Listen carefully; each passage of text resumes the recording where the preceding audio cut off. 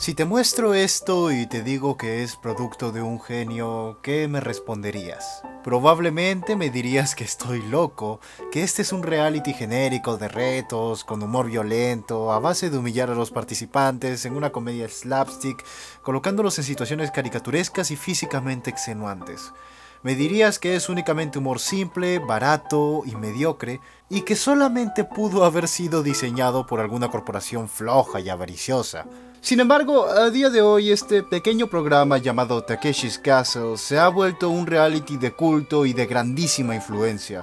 Ahora bien, ¿por qué empiezo hablando de este programa tan particular? La respuesta es bastante simple. No solo me parece el máximo exponente de su género, sino que también me sirve para introducir a un personaje muy importante, Takeshi Kitano. Se me hace realmente presuntuoso dislocar el entretenimiento de lo artístico, y creo que Takeshi's Castle lo demuestra bastante bien. Takeshi's Castle es un reality de entretenimiento, sí, pero además muestra distintas características que hacen de Takeshi Kitano un director único, su sentido del humor y su capacidad para la improvisación, algo que ya se dejaba entrever cuando conformaba el dúo cómico Two Beats. Es interesante revisar el trabajo de Takeshi Kitano antes de su carrera como director, porque nos muestra un aparente y extremo contraste. Por un lado tenemos comedia y por el otro tenemos drama, thriller y acción. Este contraste, sin embargo, es, y como ya he dicho, aparente nada más. De su carrera como comediante arrastra el cinismo y la ranciedad de sus chistes. Películas como Violent Cop, Boiling Point o Sonatine son así, cínicas, rancias, descaradas, crudas. Por supuesto, esto no lo digo de forma negativa, más bien me parece algo totalmente positivo, en tanto refuerza esa lógica de una narrativa policíaca brutal, fría, desgarradora, sin finales felices, sin un mensaje esperanzador o optimista y con una pizca interesante de humor negro. Por eso creo yo que es bastante importante rescatar una pieza que, a pesar de parecer pequeña, resulta bastante grande. Estoy hablando, pues, de El viaje de Kikujiro.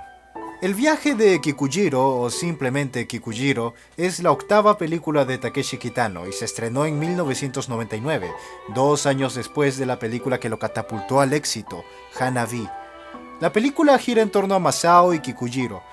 El primero es un director que vive con una pariente suya. Las vacaciones de verano llegan y él se siente bastante solo.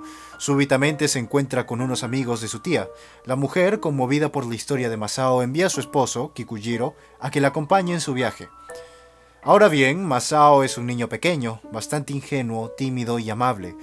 Kikujiro, por su parte, es un yakuza retirado, es un ludópata y suele comportarse de forma bastante desagradable, arisca, burlona, sarcástica y despreocupada. Este contraste de personalidades genera dinámicas bastante interesantes entre ambos. Masao madura bastante, aprende a sobrellevar la ausencia de su madre y comprende que, a veces, los vínculos familiares pueden llegar de los lados más inesperados. Kikujiro, por su parte, aprende a ser más humano. El yakuza frío y egoísta pasa a ser una figura casi fraternal. Comprende las necesidades de Masao y la dificultad de su situación, por lo que pasa de utilizarlo y verlo como una carga a verlo como un ser humano, como un amigo y, más que eso, como un familiar. Es bastante curioso que la película reciba el nombre del Yakuza y no el nombre del niño. Tiene bastante sentido si analizamos el trabajo fílmico de Takeshi Kitano. Desde que se inició como director, siempre ha tenido una especial inclinación hacia estos mafiosos. Resulta bastante interesante ver cómo uno de estos personajes es trasladado a una película mucho más familiar y forzado a interactuar con un personaje completamente inocente como lo es Masao, el niño pequeño. Esta es una de las razones por las que creo que esta película es bastante especial. Comparándola con el resto de películas que ha hecho Kitano, es mucho más apacible y enternecedora. La cinematografía de Kikujiro es realmente hermosa. Esto no es particular de la película, en general Takeshi Kitano tiene una gran sensibilidad para encuadrar las tomas y comunicar a través de la imagen. Sin embargo, creo que en Kikujiro predominan y se ven especialmente potenciadas la cinematografía rural, la composición con líneas y los grandes planos generales. Menciono esto más que nada por las ideas de la llegada del verano y la soledad que se construyen en la película desde el inicio. Además, es necesario identificar determinados motivos que atraviesan el cine de Kitano. Por ejemplo, tenemos los primeros planos frontales para demostrar la emoción contenida de determinados personajes, las tomas largas y cortes abruptos, los jump cuts para darle mayor dinamismo a las escenas de felicidad y, uno de los más importantes, el mar. Puede sonar extraño, pero Takeshi Kitano emplea mucho el mar. Lo podemos ver en Sonatín, dado que los yakuza protagonistas se hospedan en un lugar cerca al mar. En Boiling Point, cuando nuestros protagonistas van a descansar en la costa, en I Seen at the Sea, película que se centra literalmente en el mar como indica el nombre, o en Hanabi, en las repetidas escenas del policía en silla de ruedas, como en la conclusión. El mar, en la cinematografía de Takeshi Kitano, cumple muchas funciones. Tan complejo es su uso que podría dedicarle un video entero. Sin embargo, de forma muy general, podríamos decir que significa el límite, el fin del camino. Así pues, tras una serie de aventuras y vicisitudes, Kikujiro y Masao llegan al mar, la conclusión de su viaje. No hay nada más que hacer. Kikujiro descubre que la madre de Masao, a la que tanto buscaban, tenía otra familia. Había pues abandonado a su pequeño hijo para hacer su vida en otro lado. El mar se vuelve una opresión infinita, pero Kikujiro no se rinde. Junta a una serie de personajes bizarros que se encontraron en el viaje y se ponen a jugar, se divierten, se liberan. El mar pasa de ser un elemento opresor a ser una infinita distensión, a la libertad plena y absoluta. El viaje de Kikujiro es un drama, pero también es una comedia.